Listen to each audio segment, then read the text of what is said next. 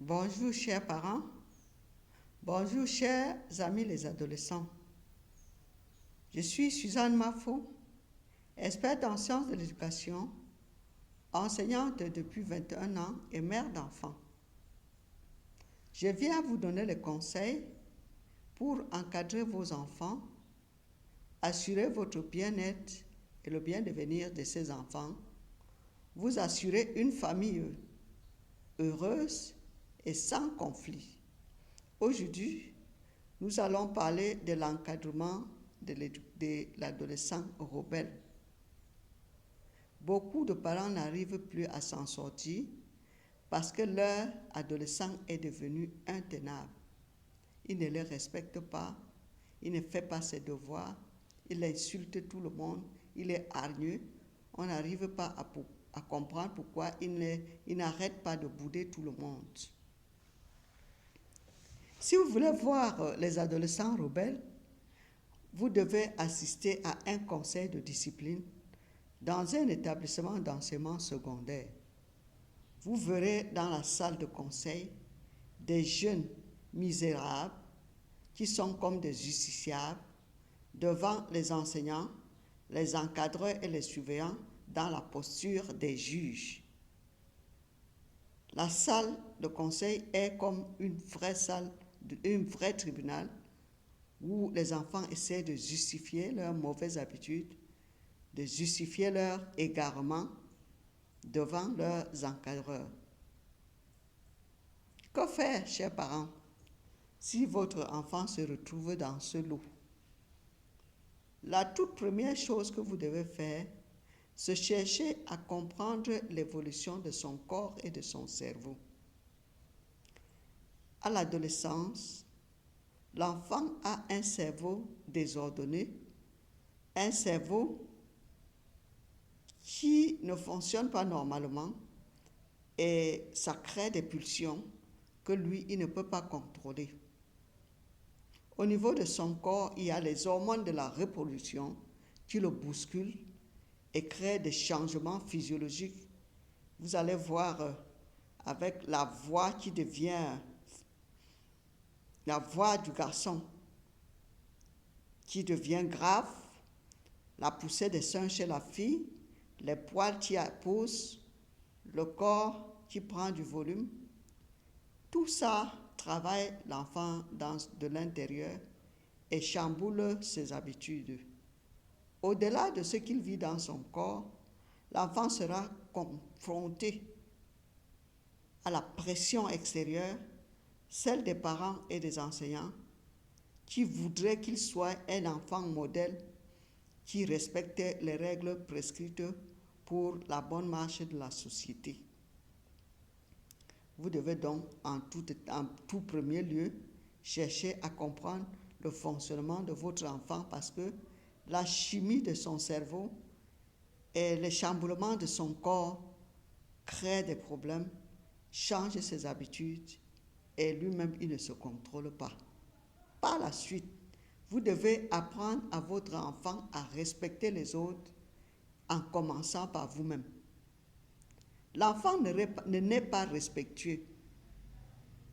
Le fait d'être respectueux est une conséquence de l'éducation.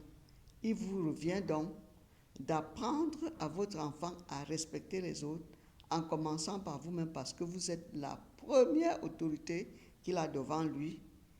Et c'est cette autorité qui va lui permettre de réussir dans la socialisation.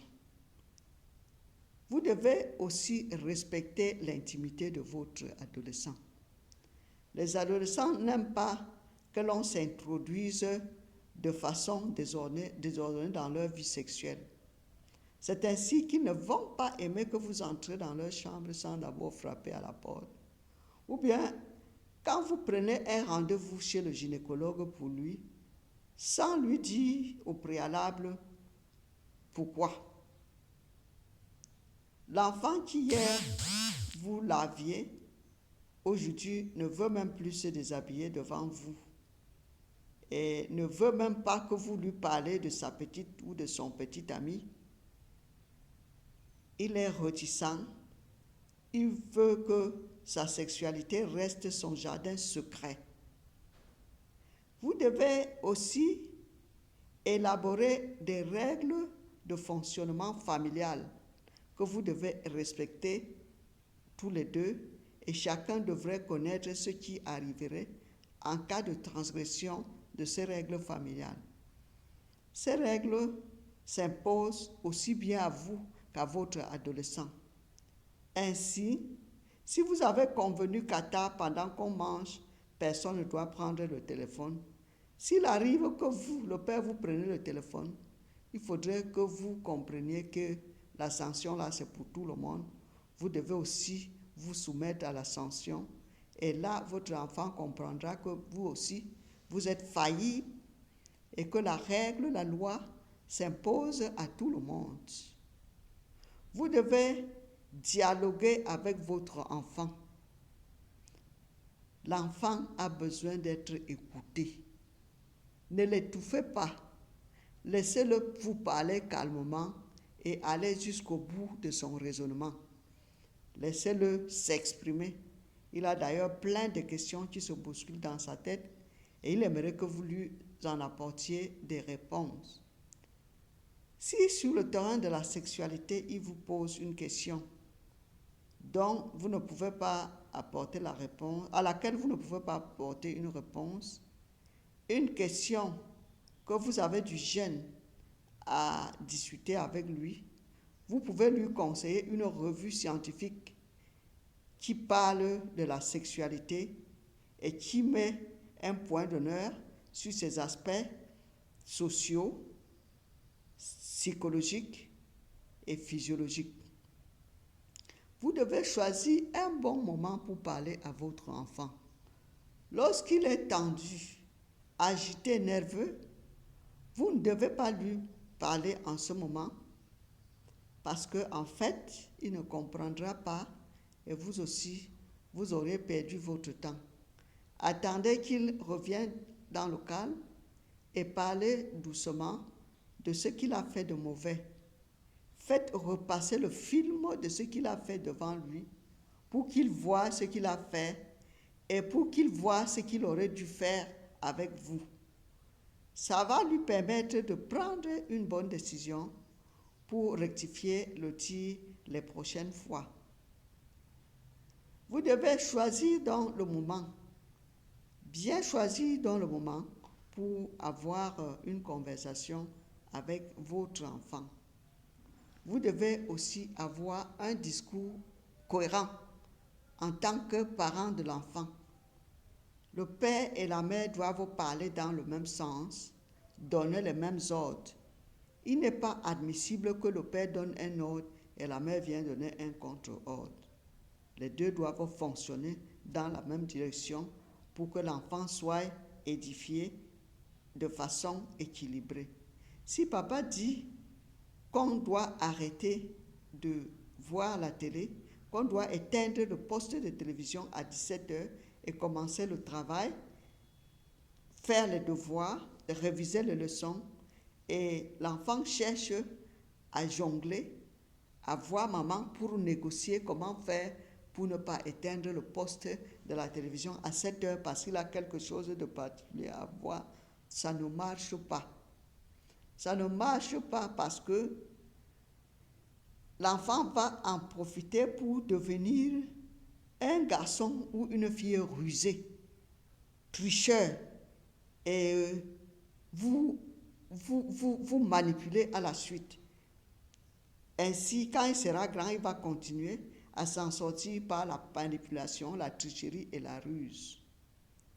Vous devez aussi aider votre enfant à organiser son travail scolaire au point d'avoir 8h30 de sommeil par nuit. Parce que l'adolescent a besoin de dormir et à l'adolescence, il dort de plus en plus tard, pas parce qu'il veut, mais parce que son cerveau a des mutations qui lui commandent de fonctionner comme ça. Il est obligé de dormir tard et les nuits écoutées le rend irritable, nerveux et il a une baisse drastique de concentration. Vous devez donc organiser, vous asseoir avec lui, organiser son emploi de temps tel que les heures de cours, les heures de distraction, les heures de sport soient réglementées de façon raisonnable. Merci, chers parents, de m'avoir écouté. Voilà donc quelques astuces pour aider votre adolescent. Au revoir et à très bientôt.